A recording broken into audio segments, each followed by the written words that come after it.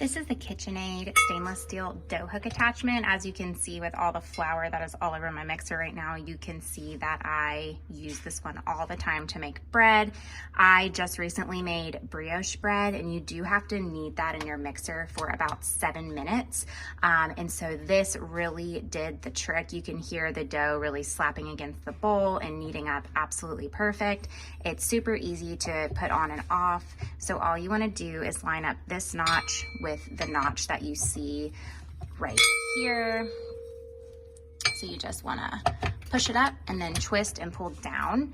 And then all you do after that is put your ingredients in the bowl, lower, lock, and then put onto your desired speed. It's as simple as that. And then you do want to make sure that you're always hand washing just to extend the life of the product.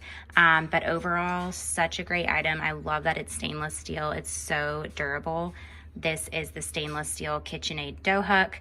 I do have it on being used on my Artisan Design series mixer, but it should fit any 4.5 to 5 quart size KitchenAid mixers.